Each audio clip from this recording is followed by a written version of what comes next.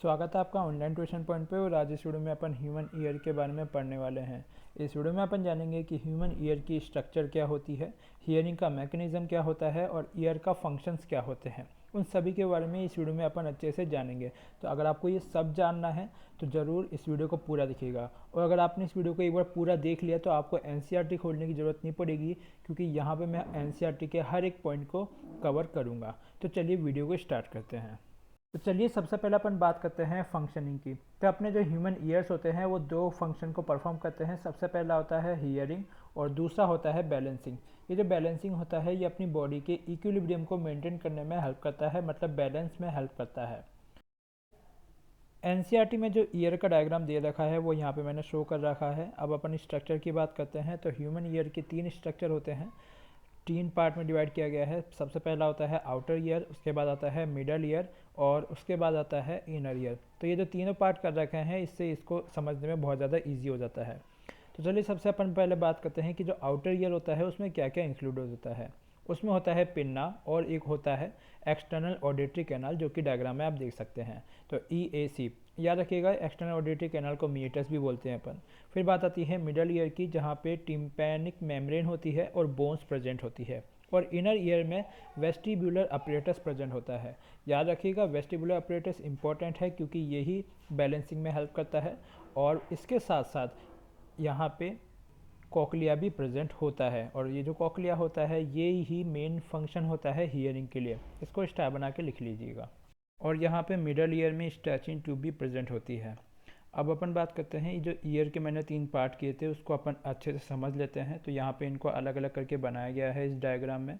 यहाँ पे जो सबसे आउटर ईयर है उसमें पिन्ना प्रेजेंट होता है। और ये जो पिन्ना होता है ये साउंड को कलेक्ट करता है, और साउंड कलेक्ट करने के बाद सराउंडिंग से ये अंदर की तरफ ट्रांसफ़र करता है। और जहाँ से ट्रांसफ़र करता है उस कैनाल को अपन बोलते हैं एक्सटर्नल ऑडिटरी कैनाल। और एनसीईआरटी में एक लाइन क्लियरली गिवन है कि जो एक्सटर्नल ऑडिटरी कैनाल है इसको अपन मीटस भी बोलते हैं। तो इसको स्टार बना के लिख लीजिएगा क्योंकि ये क्वेश्चन आ सकता है।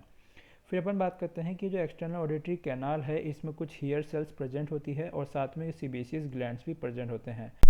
ये सीबेसियस ग्लैंड्स और हेयर सेल्स के प्रेजेंट होने का रीज़न ये होता है कि ये किसी भी अनवांटेड पार्टिकल को या किसी भी चीज़ को कान के अंदर जाने से रोक ले। तो इन दोनों का ये फंक्शन होता है।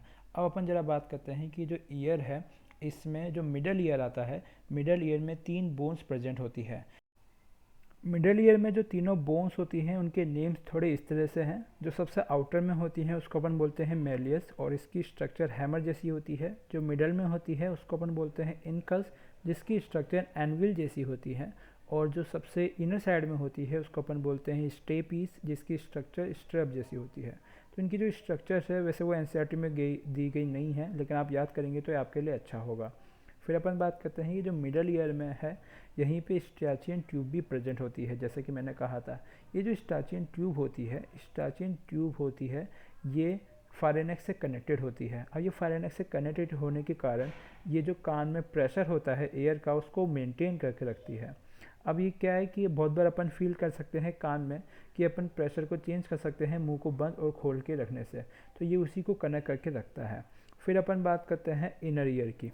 तो जैसा कि मैंने पहले भी कहा था, इनर ईयर में दो स्ट्रक्चर प्रेजेंट होती हैं, कॉकलिया प्रेजेंट होता है और वेस्टिबुलर अपरेटस। तो यहाँ पे अपन कॉकलिया के बारे में जानते हैं।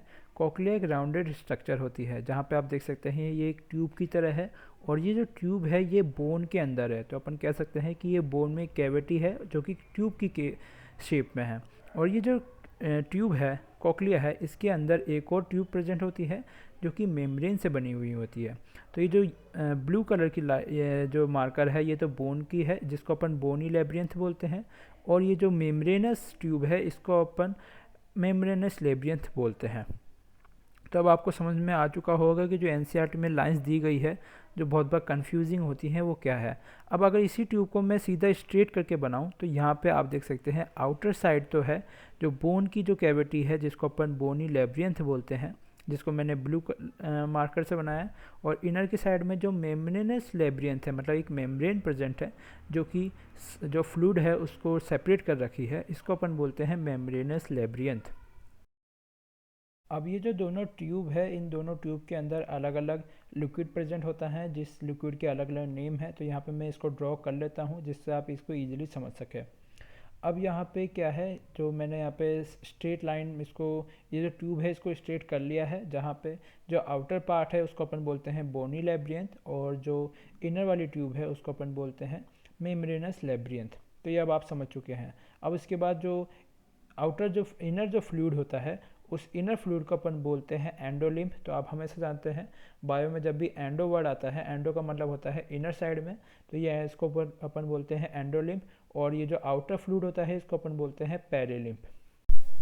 अब यहाँ पे जो एंडोलिम्फ होता है, यहीं पे एक और लेयर प्रेजेंट होती है। ये जो लेयर है इसको मैंने एक अलग ही मार्कर से बनाया है क्योंकि ये इंपॉर्टेंट है। अब ये इंपॉर्टेंट क्यों है, जरा अपन वो देख लेते हैं। ये जो लेयर है इसको अपन बोलते हैं ऑर्गन ऑफ कॉटाई।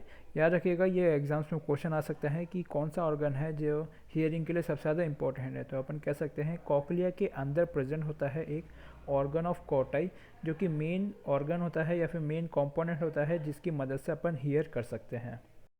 यहाँ पे अब अपन ने ट्यूब के बारे में तो जान लिया, लेकिन अब अपन देखते हैं कि जो ट्यूब है अगर अपन इसका ट्रांसफर सेक्शन करते हैं, काटते हैं बीच में से, तो अपन को साइड से क्या दिखाई देता है। तो यहाँ पे साइड से सबसे पहले अपन बनाते हैं जो बोन की कैविटी है, इसको अपन बोनी लेब्रियंथ बोलते हैं। फिर उसके अंदर जो मेम्ब्रेनस लेब्रियंथ है, जिसको मेम्ब्रेनस जो ट्यूब है उसको अपन बोलते हैं मेम्ब्रेनस लेब्रियंथ।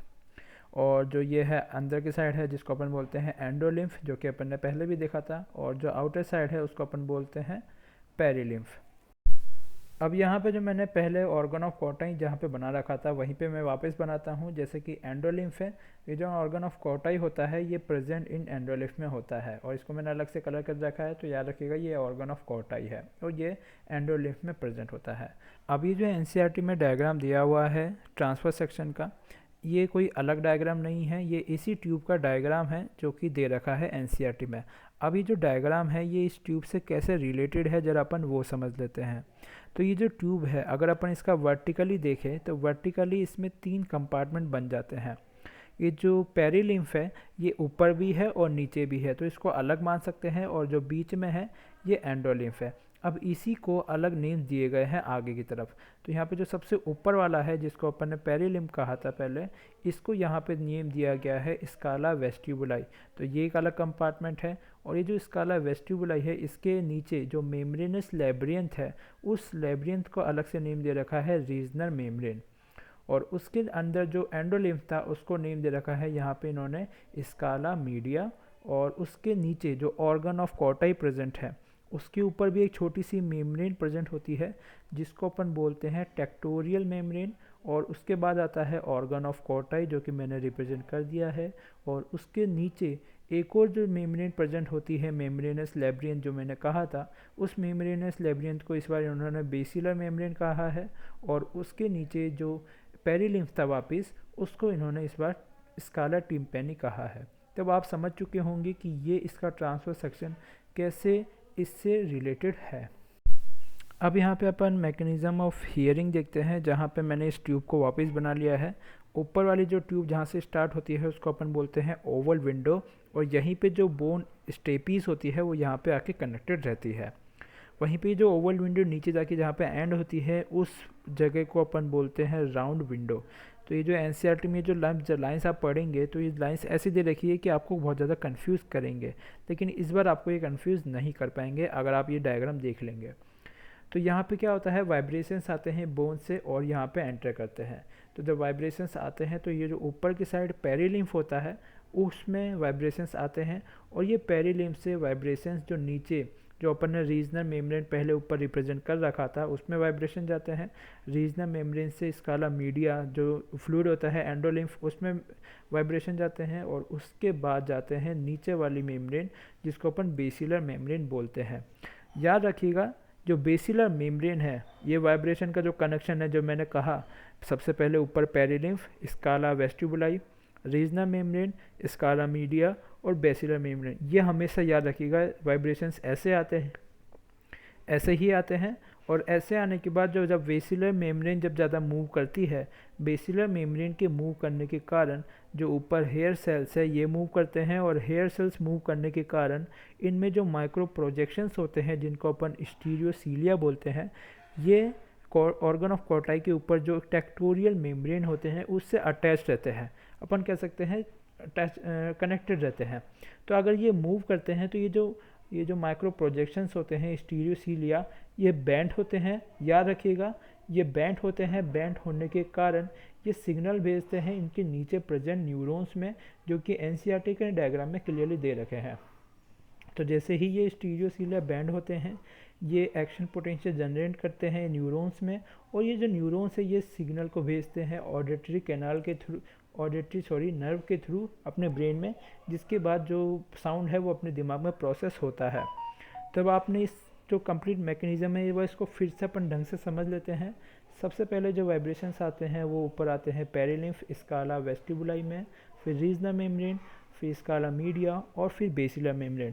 बेसिलर मेम्ब्रेन के मूव होने के कारण जो ऑर्गन ऑफ कोटाई में हेयर सेल्स प्रेजेंट होते हैं वो मूव करते हैं। उनके मूव करने के कारण स्टीरियोसीलिया बैंड होते हैं और ये सिग्नल्स भेजते हैं ऑडिटरी नर्व के थ्रू। ऑडिटरी नर्व के थ्रू ये सिग्नल्स को ब्रेन में भेज देते हैं, जिसके बाद अपन साउंड को हेयर कर पाते हैं। तो अगर आपको ये कंप्लीट मैकेनिज्म समझ में आया हो और ये कंप्लीट ईयर की स्ट्रक्चर समझ में आई हो तो प्लीज़ इस वीडियो को लाइक कीजिएगा और साथ में अपने फ्रेंड्स के साथ शेयर कीजिएगा और हमारे चैनल को सब्सक्राइब कीजिए। Thanks for watching, see you in the next one.